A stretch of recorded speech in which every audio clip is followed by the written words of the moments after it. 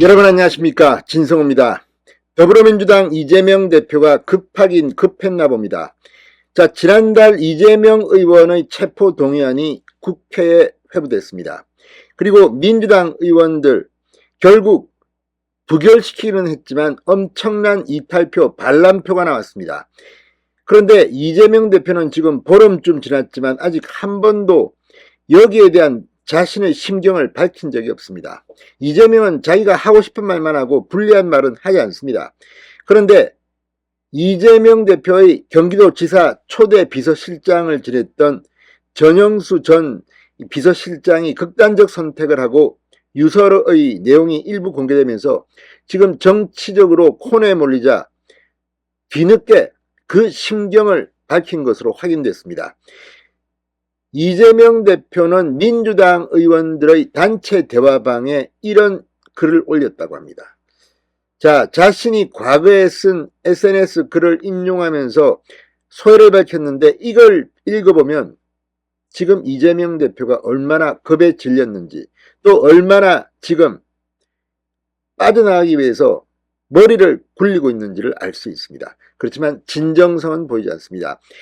이 내용, 대화방에 뜬 이재명의 글이 확인된 뒤에도 민주당 의원들은 지금 이재명 대표를 공격하기 시작했습니다. 그전과는 조금 양상이 다릅니다. 그전과는 달리 은인자중하던 의원들조차도 입을 열기 시작했습니다. 왜 그랬을까요? 이재명 대표가 민주당 의원 대화방에 글을 올려서 오히려 자폭을 했다는 말도 나오고 있습니다. 진성호의 융단 폭격 시작합니다. 이재명 민주당 대표를 융단 폭격합니다.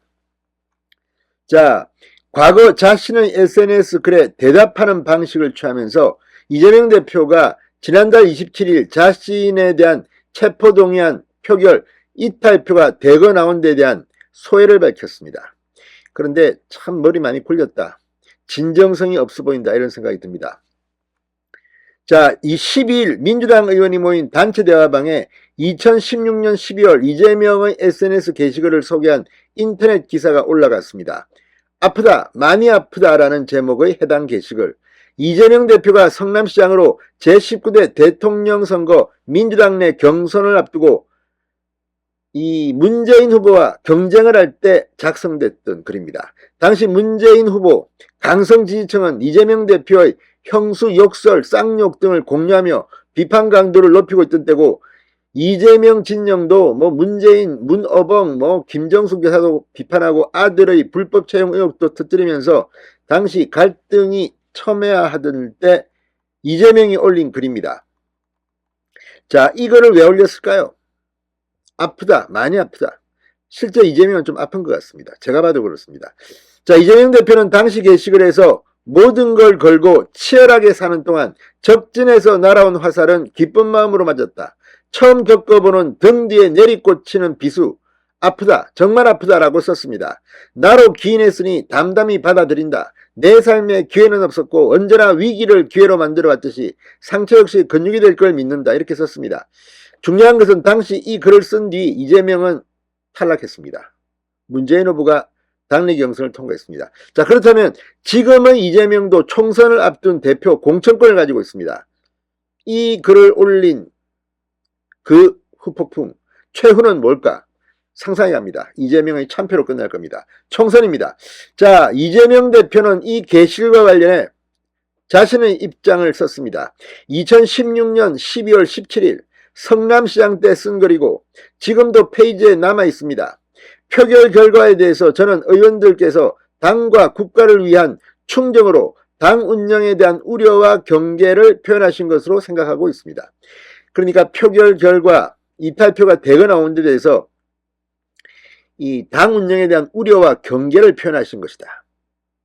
지금 친명계, 김남국, 안민석 등은 반란피를 던진 비명계 의원들을 향해서 막 총질을 마구마구 뱉고 있습니다. 저열하다, 비겁하다. 그런데 뒤늦게 그때는 여기에 대해서 자신의 심경을 제대로 밝히지 않았던 이재명 대표가 이제 이 전 비서실장의 극단적 선택, 유서의 공개, 이것 때문에 입지가 줄어들고 당내에서 이제 사퇴하라는 목소리가 커지니까 뒤늦게 과거에선 아프다, 많이 아프다, 이걸 가지고 올린 겁니다. 그런데 그 대상이 문재인 전 대통령이었다는 것도 이채롭습니다. 지금 김남국 의원 같은 친명계 의원들은 문재인 전 대통령을 계속 소환하고 있습니다. 개딸들을 비판하는 그런 데 대해서 문바들도 이야기합니다. 아무튼 이걸 보면 이재명 대표 오래 못 버틸 것 같다는 생각은 듭니다. 자, 체포한 박빙 부결과 관련해서 이재명이 직접 심경을 밝힌 것은 처음입니다. 이재명 대표가 표결 직후 본회의장 앞에서 검찰의 체포동의안을 의결하게 해주신 많은 분들께 감사드린다라고만 했습니다. 그때 뭐 표기를 두고 무효표 처리를 두고 뭐 난리가 났습니다. 어쨌든 찬성이 반대보다는 많았습니다. 결과는 무결이었지만 이 창피함에 대해서 이재명 대표는 제대로 말한 적이 없는데 이제 과거의 걸 아프다, 많이 아프다. 이 아픈 게 체포동의안 때문인지 아니면 전 비서실장 전현수 씨의 유서 때문인지 아무튼 이 정치적 부담이 커지자 뒤늦게 입장을 밝힌 것으로 평가되고 있습니다. 자, 그런데 민주당 내에서는 지금 이재명 가만두지 않습니다. 당내 최대 의원 모임 더 좋은 미래의 강훈식 의원 오늘 라디오 인터뷰에서 이재명 대표를 빼고 총선을 치르자는 것도 말이 안 되지만 이 대표만으로도 우리가 어렵다. 뭐 전해철 친문 핵심 이 극단적 선택을 하는 피해자가 또 나온 것에 대해서 이 대표도 주변을 돌아봐야 한다. 아무튼 지금 뭐 다들 등을 돌리기 시작했습니다. 이재명 대표 급하긴 급했나 봅니다. 진성호의 융단 폭격이었습니다. 여러분 감사합니다.